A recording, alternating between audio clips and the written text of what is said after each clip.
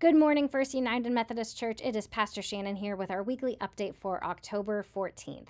And I want to take this opportunity to tell you a little bit about our brand new administrative assistant, Caitlin Lusk. Caitlin's been here about 2 weeks now. She had a couple of days of training with Karen, and now she's kind of a little bit more settled in. But she actually came to us by way of Treehouse Preschool. She has two daughters that both went through Treehouse Preschool and are now at Elkhorn Elementary, and she frequently subs and volunteers with Treehouse Preschool. So we are so grateful to have her on staff and have her with us. She can be reached at office@esmethodist.com. That will be her email address. Of course, you can always call the office phone and leave a message. But if you see her around, be sure to give her a warm welcome and a big smile and introduce yourself to her as well. One other thing I just want to note is that unlike Karen, who was salaried and kind of worked more full-time hours, Caitlin is only hourly, so she will not be in the office every time the church office is open. However, there are always multiple ways that you can get a hold of either her or myself. First, you can call the church office phone and leave a voicemail. That sends an email alert to both Caitlin and myself, and so if we need to return your call urgently, we are happy to do that.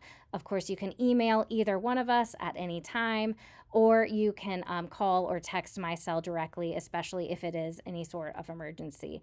So just know that if you need to get let into the church or if you need to drop something off, it's probably a good idea to go ahead and call first just to make sure that myself or Caitlin is around and available.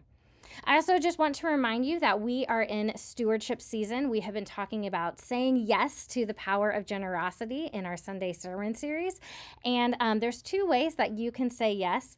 We've been talking about how giving of our time and giving of our financial gifts creates a lasting and eternal impact. You are essentially investing in the future of our church. And so there's two ways you can do that. First, by giving of your time. We have our 2026 servant commitment cards.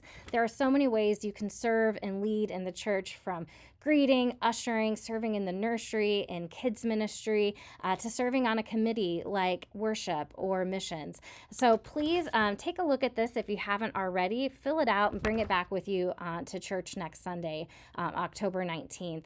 We'll have extras of these at church as well. And then the other way that we can say yes to generosity is by our giving commitment. So we have our 2026 giving commitment forms. Sometimes you have heard this called a pledge card.